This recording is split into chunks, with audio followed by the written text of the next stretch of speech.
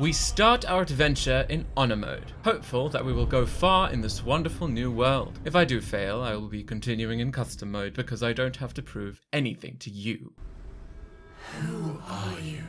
Naturally, I'm not an elf woman named Tav, so we need to make a character. This is no ordinary run, of course. The challenge is as follows. I cannot make any active skill checks in the entire playthrough. Attacks don't count, otherwise I would be very bored. So, let us make a stupid and uncreative character. Naturally, I made a half-orc and gave him a super cool name. Crow. A neat styling to show he's refined. He looks quite appreciative of NPCs, don't you think? You'll get plenty of action. Naturally, I am going with Barbarian. Low strength, high charisma sounds like a good plan. Big hero. We start with a skipped cutscene where undoubtedly a Githyanki gets wormed and take our first steps in the new world.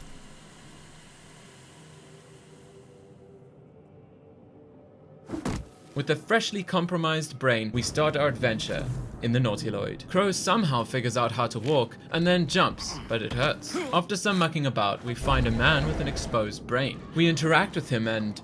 oh wait. If you talk to him, you do passive skill checks. I remember that from plenty playthroughs. Oh well, goodbye. Guess I'll just stay brainless. Just down the road, we meet a normal woman.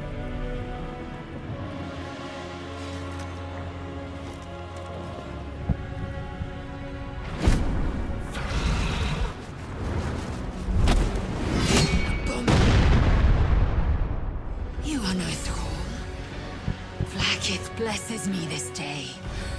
Together, we might survive. Who am I? Your only chance of survival. Crow and your only chance of survival fight off some imps. It's all over.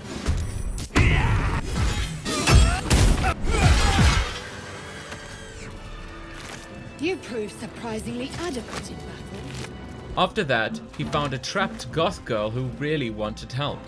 He said he would try. Hurry! Nothing. After demolishing two sleeping beauties and once again rejecting brains, we found a ruin and shoved it in the thing. Nothing. Of course, it didn't work immediately, so we had to do a skill check. Can't be bothered, really. We will deal with the gate after we escape. Crow and your only chance of survival then went to connect the nerves of the transponder. We must escape. Now. They fought past the Devilkin with no issue and exploded the Mind Flayer using a candle and cleverness. And then your only chance of survival reached the transponder and we skipped a cutscene to Crow waking up and checking himself for injuries by looking straight ahead at nothing. Other than the infection, you're more or less intact. A miracle given everything you've been through, but it'll all be for nothing if you don't find help soon. The tadpole is a death sentence and the clock is ticking. You need a cure.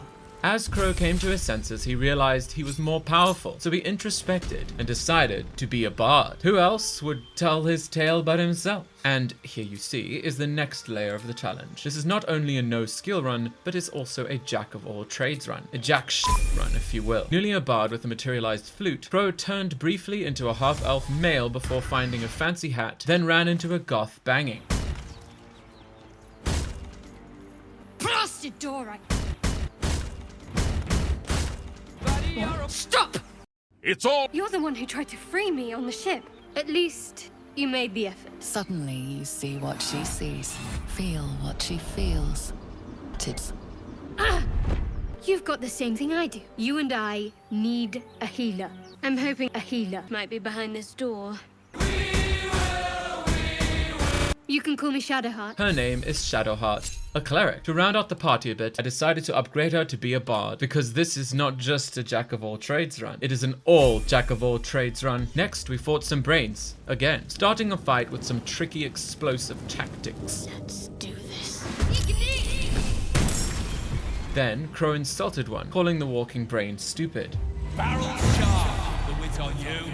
Shadowheart started playing violin for some reason, making Crow angry before following her lead with the flute. The remaining brain wasn't too impressed with his performance, so we brutally destroyed it. Quite well. Perhaps our survival isn't such a distant prospect. Down the beach, we found a locked crate. Just a little lock-picking? No! No! We smashed it open instead. Now we get to keep the challenge going, and Shadowheart gets a lovely hat. Up the hill was some elf I think people like. I've got one of those brain things caught there, in the grass. You can kill it, can't you? Like you killed the others? Can't be bothered, really. All right. We'll do this the old-fashioned way. He gave Crow a friendly hug even though he just met him. Hey, I just met you, and this is crazy. Shh. Not a word.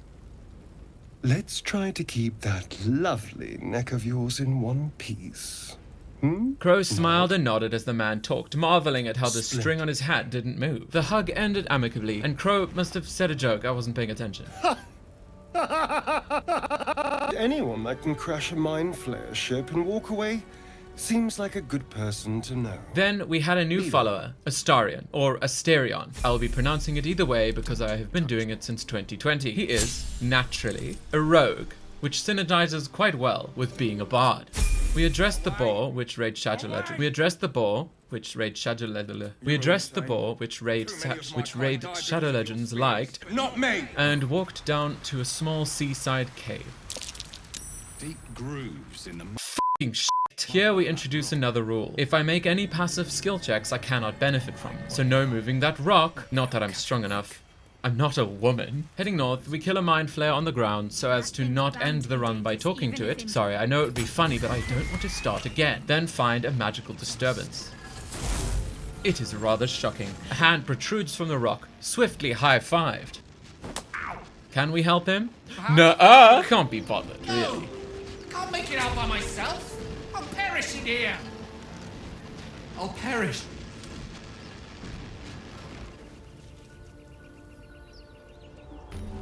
Since 3 is a crowd and 4 is a party, the latter of which we prefer, we traveled further until we came across an old friend. Suspended in the air was your only chance of survival. Githyanki for me, clicking the subscribe button for you. She was being accosted by some demons. Oh, a guest.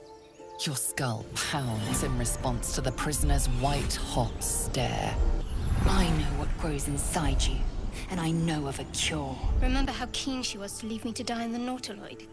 We can't trust her. We will deal with the gate after we escape. Unable to conceive of a good lie or persuasion, we just attack them. Dimesa!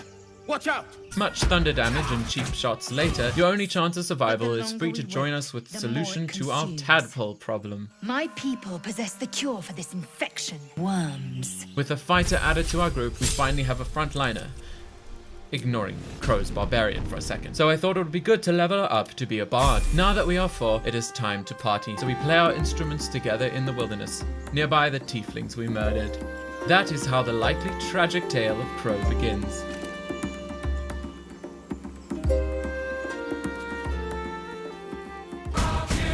Is that a dagger? Why are you angry? It's over, Lord.